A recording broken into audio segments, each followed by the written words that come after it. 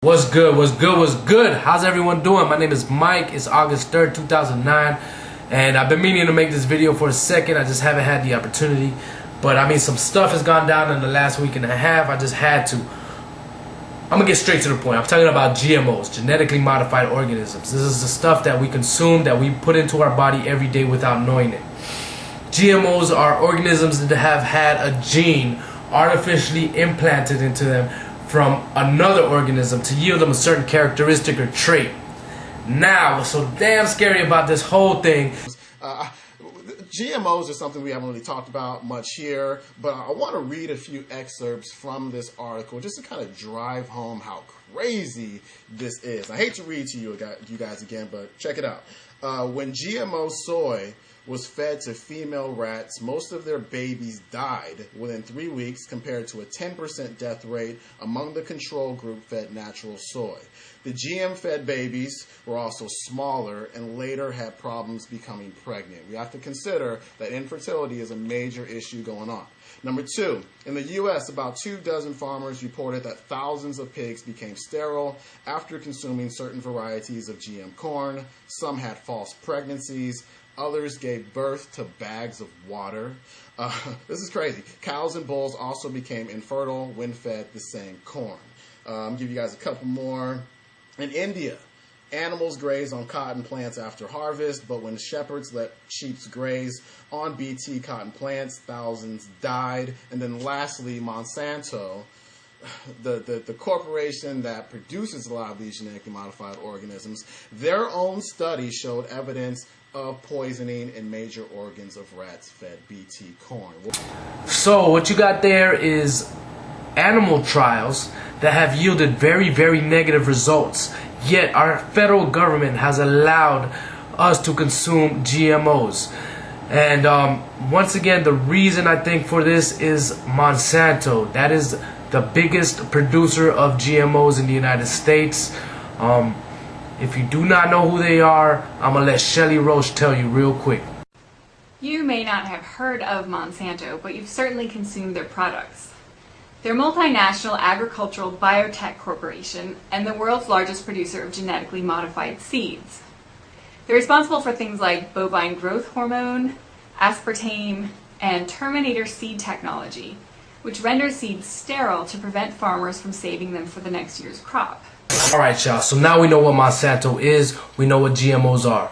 Why am I having these people tell you about it? Well, the reason I'm having these other people tell you about it and not me is because I just want to display the diversity in the concerned citizen. Because the media has a tendency to portray anyone who is socially conscious or critical of the government as either a left-wing liberal hippie or a right-wing conspiracy nut, when that could be farthest from the truth. What we are is basically concerned average Americans who just demand some accountability when it comes to our food safety and certain other issues. Now, I want to talk about how Monsanto has been able to have their products inserted into our food without us really knowing about it or without any pretty much regulation from the FDA.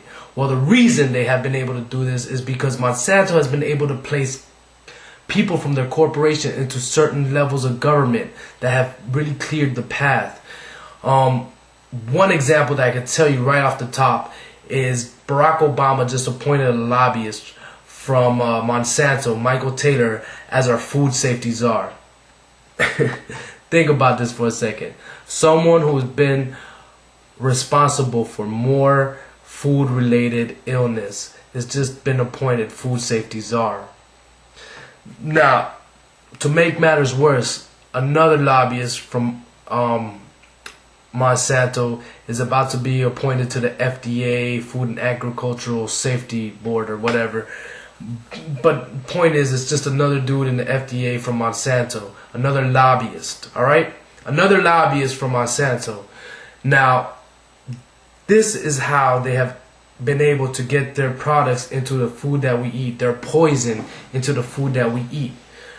Now, I'm going to play something real quick from Barack Obama. I'm in this race to tell the lobbyists in Washington that their days of setting the agenda are over. They They have not funded my campaign. They will not work in my White House. All right, so there you go. You got Barack Obama talking about how he's going to change the culture in Washington, right? How lobbyists are not going to run his administration. But who does he appoint as soon as he gets in there as Treasury Secretary? Timothy Geithner, the biggest lobbyist there is from Goldman Sachs. All right, the latest two from Monsanto, the latest two lobbyists to head our food safety. I mean, that's just a bigger slap in the face to the American people. I mean, seriously, it's an oxymoron. Food safety and Monsanto shouldn't be in the same sentence. If you haven't realized already, Barack Obama is a straight-up liar. He's a corporate puppet, man, put in place so the corporations can have a field day. So there's times to hang on words like hope and change, and then there's time to be realistic. When it involves our freedoms, our liberty, and our safety, and our food, it's time to be realistic. Alright? Another thing I want to talk about is HR 2749. That is a bill. It is called the Food Safety Enactment of 2009, and they put these titles on these bills, and they make them seem so great. However, they're so wrong. It's similar to the Patriot Act, you know, like Patriot Act. Give up your freedom and your liberty, and you're a patriot. Well, it's similar to that. What this does, HR 2749 gives more power to the FDA, and since the FDA is now run by Monsanto, it really gives more power to Monsanto, and it severely cripples the smaller farmers by having them go through more regulation and more bureaucracy that bigger farmers do not have to go through. So you're gonna see pretty much smaller farmers wiped out, while the bigger farmers like Monsanto and whatnot just, you know, have more leeway. And I don't know, man. It passed the House of Representatives. It's going to the Senate. So call your senators. Tell them not to pass this. All right? Tell them if they pass this bill that they will be voted out next term. All right. I guess that's it, man. HR 2749. It is not what it is. All right? It is not no food safety enactment of 2009. It's the complete opposite. So call your senators. That's all I gotta say. I'm Mike. Subscribe if you want to. All right? I'm out.